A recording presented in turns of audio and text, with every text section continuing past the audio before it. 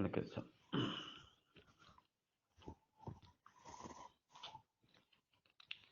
نی همیشه شما واجهان القصة نی همیشه مصیبت بتکنه امیر ارسلان بتکره تعریف کو خدی و مصر من دیدتا و این مردانی و شجاعت و منی قوت و بازوی باز پسنده تا کو ورسی بیا منی بارگاه مجلس ترا یک کار دو شرنه حیپنه تو این قوت و این مردانی و دل جرأت جنگلان تو که بتر ره و خواجه نومان گوشت هدی و مصر تو کجا دیدتا ارسلان ماجرا قصه کشک شیره و نجات دهک پادشاه مصر درو تعریف کد و بیانی کد قصه کد گلچه گل وجه گلچه گلا بوش خواجه نومان و بانو حیران بیتن ارسلان سر شیر هم گو پوستا آورتگتی نشانی دا پیش داشت لیکن خواجه نومان ترسید مبادا پرده چه روی کار چسکنک بیتیم ما فکر تو کهید دست خوابا تک نوابد روچه دیگه عروس وش هجله نشین روچ هم وجه چه پس پرده طلوعی کد روچه که پرده تو که نشتگد شپا رو پرده پشت نندی روچه در که نه طلوعی کد و چه وتی نورا درست دنیای روشن کد صاحب کتاب ده شعری لکی صبح برآمد به کوه مهر درفشان چرخ تهی گشت از کواکب رخشان یوسف بیضا برآمد از چه خاور صبح زلیخا صفت درید گریبان شو صبح اتک به کوه صبح در اتک به کوه پشتا چی روچا وتی روچه سکن شعا اما روشنی اصلا چو شاق کشن ایدم آدم چه ظاهر بیتن چرخ تایی کش از کواکب رخشان بالاخره دنیایی هم روشن کو چوتی کواکب رخشان کواکب در از برجا گوشنته سپن ستاره گوشنته یوسف بیضا برآمد از چه خاور یوسف بیضا وشی درد چه خاور صبح هم زلیخا صفت درید گریبان یعنی دنیا روشن بچه روشن این تعریف دور واجه روچ واسطه این شعر واجه بسته که روچ از دنیا چوتی نورا روشن کو شی مقصد معنی شعر پکر نمیشه دن در آیگا روچه جانتا ملک ارسلان نامدار چا به شوقی استی و سب خوشحال تمام چه وابا پادت که به همام رفت سر و زلپ و کاکلی وشید ششتم گلاب و مشکاچه شد شوی داتم و تارا سنبهینتی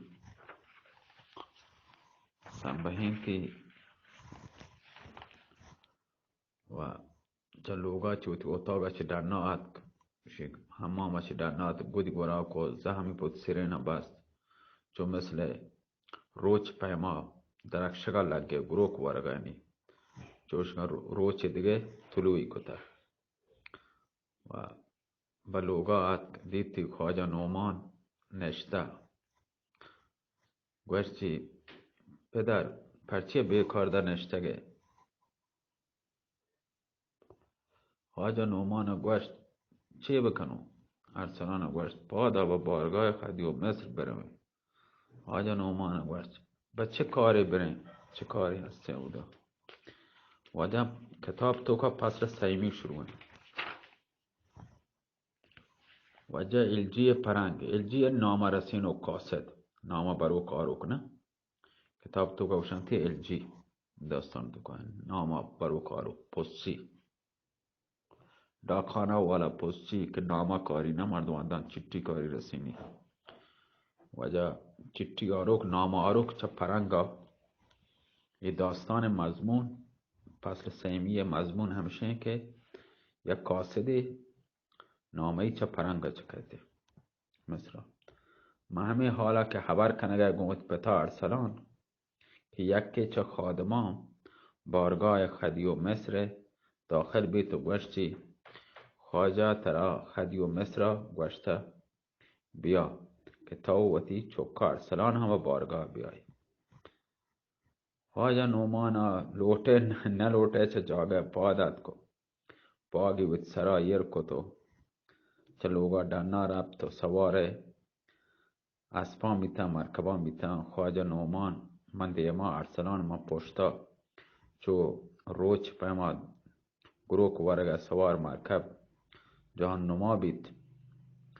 و چه پشتا را دم با بارگاه ها پادشاهی رستن دربار پادشاهی رستن و چه اسبان چه وتی سوانیان چه پیاده بیتن یر کبتن خواجه نومان داخل بیت شد توکا ارسلان در نوشتاد در برابر خدیو مصر احترامی کت یا احترام تعظیم کتی و دعا و ثنایی بجارد چو زمانگه مردم دیتا یا احترام کتا گوایی واسطه هم دعا و ثنای تعریفی هم واسطه کتگی نه پادشاهی و خدیو مصر جز کت خواجه تی چوک رشیدین دوستین جوان مردین کجایین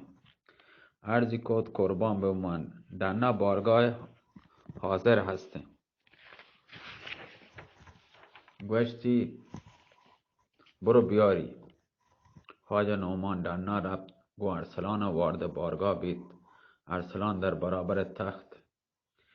پادشاهی خدیو مصر تعظیم کت و عرضی کت که آیه تعریف بکند که پادشاهی نه و دعا و ثنایی بکن پادشاهی واسطه بالاخره شیعه یک بڑا گوشت امیر ارسلان وشی شها تویی که فلک را سوار تدبیرت چو گویی در خم چوگان امتحان آورد به عهد معدلت بره گریخته را گرفت گرگ و کشانش سوی شبان آورد بالاخره تعریف کتی بازین و خدیو مصر امیر ارسلان که عمر دولت تی پادشاهی عالم و پاینده ببید تو الله تعالی تی عمره باز بکن تو تی پادشاهی همیشه پایدار بدارید تعریف کتی پادشاهی شعر مضمون واجه می تعریف کت پایی واسطه دعا و ثنای کو پا پادشاه جان واسطه امیر ارسلان هنچه دعا و ثنای بجا آرد بوشی امیر ارسلان که احسنت یعنی تعریف احسنت و تعریف چه دل پادشاه و وزیر و امیران هرچه ما مجلس نشتگتن پادت چم اهل بارگاه چه نور و خوشگیری امیر ارسلان حیران بیتن خدیو مصر گوشت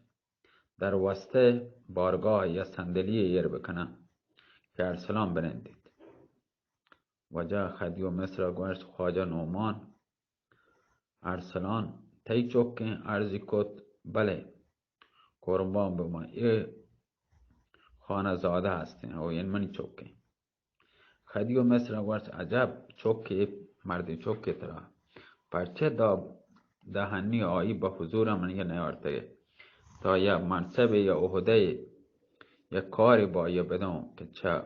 بارگاه نشینا منی بی بارگاه نندو که بیتی منی خواجه نومان گوشت قربان بوان تا به حال که طفل بیته قابل حضور پادشاه نبیته هنی که کمو که قابل بیته همیشه شرفیاب بیته گین اتکگین اگر قابل یا منصبی هسته خانزاده هسته اگر قابل هسته یا منصب کاری تو آیا بده آتی بندزاده میشی نوکر یعنی در حال همه خبره کنگاتا که شور بارگاه چدن چست بی شور شلوکیه خدیو مصر جز کو چیه چند نفر بارگاه توکا اتکن دربار خدیو مصر یعنی مجلس توکا اتکن دیوان جا عرض کو قربان به ما در یک کرا بیتگن یک کشتیه چه پرنگیان در بندرگاه مصر لنگری دور داتا گوشتگن که الماس خان پرنگی گون 100 نفر بلجیگری اتکگن یعنی کاسدن نامه آرده نامگری و کاسدی از 100 نفر دیگه لشکری هم گونه گون الماس خان گو 100 نفر پوجی گونه دیگه لشکری بلجیگری پا کاسدی اتکگن و چه طرف پترشا پرنگی یه نامه یه چیٹی آرتگه خطی آرتگه چون واجب بیتا همشین اتکا شما را عرض کده رنگ چه دیما خدی و مصر پرت رنگی عوض بی پرت نه چه که پادشاه ملک پرنگ و مدنی ملک همه زمانگه بیتا گو طاقتوری ملک بیتا گو هر کس سر همه زمانگه سکن یاد کگن مصر سر چه ملک ایران روم سر پادشاهیشان کده ملک گتگن زمان قدیم چوشان سکن چه بیتا نه کنی وجه نیوشی رنگی چه دیما چه وجه سرطت زرد تره خدی و مصر و گوشت چه وزیر تدبیر چیه چه باید بکنه و وزیر جز کو پادشاه مصر گا یعنی چه بکنه تی فکر چه وشی تی وزیر عرض کو گوشت چی قربان به اومد تدبیر ای هستین که هر کدام چه ما را که مصلحت تو بزانه یکی پسند بکن بروی آنی دیم روی کو احترام و پذیرایی بکنه باید چه نامه مضمون با خبر بین که چه لکتا مطلب آنی چیه وقت هر طور که مصلحت ببیته جواب ده انشاءالله پادشاه گوشت وزیر توت پادا برو مهماندار ببه وزیر پادا دنا رفت خواجه نومان به ارسلان اشاره کد که چه جاگه پادا که خدی و مصر گوشت کجا روگه عرض کو قربان ببین ما الجی پرنگ اتکا نندک بنده دا شر نه خدی و مصر گوشت خیر خواجه دلا لوٹه که الجی پرنگ ای چوکا مگندی پدا خدی و مصر گوشت نه مروه سب کن دلا لوٹه که الجی پرنگ ای چوکا بگندی امیر ارسلان بزانته چوشین جوان در مصر توکان پرورش کنگه این رودک مزم بایگن چوی نوجوان هستی مصر توکا خواجه نومان دوباره دومی رنده پدا نشت ارسلان هم نشت خدی و مصر گوشت در بارگاه کہیں که زبان پرنگی بزانته و ترجمه بکنته معنی بکن خواجه نومان پادا تعظیم کت و گوشتی بندزاده ارسلان 7 زبان پرنگی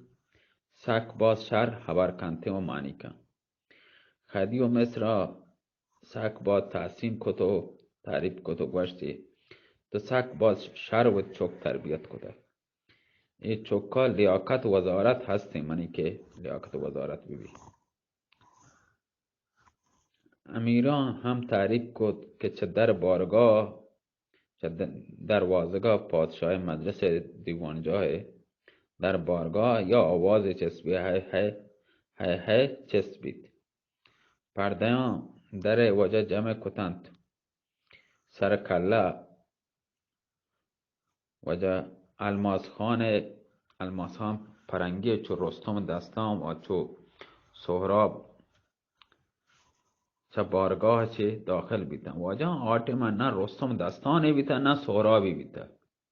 یک خاطر موشو امیر ارسلان یک قصه کامل نہیں چه امیر ارسلان کئی زمان کا کئی کار نہیں بیتا ای رستم ای بهرام ای و سیستانی ای چون سال پیشگن چون قرن پیشگن یک خاطر موشو داستان کامل نہیں چه اصلی داستان ما وانتا آن تو که چند نام نیستن بازن کم کشیه که چیش تو که بیتا بازن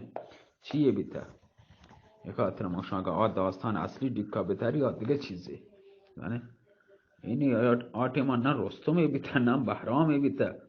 امیر ارسلان چون قرن پیش بیتا از مامینی حضرت ابراهیم خلیل الله دوره بیده چون کارن پیش بیده اندازه بزنه یعنی حضرت یوسف علیه السلام چه پیش بعد که بیده امین السلام آزمان که بیده یعنی اندازه چی کارن پیش بیده این بهرام رستم کدیت کنه چون کارن پیش بیده سلامت باته واجه الله میاره الله بس یک قصه قسمت شما گوش داری واب مکپینه سلامت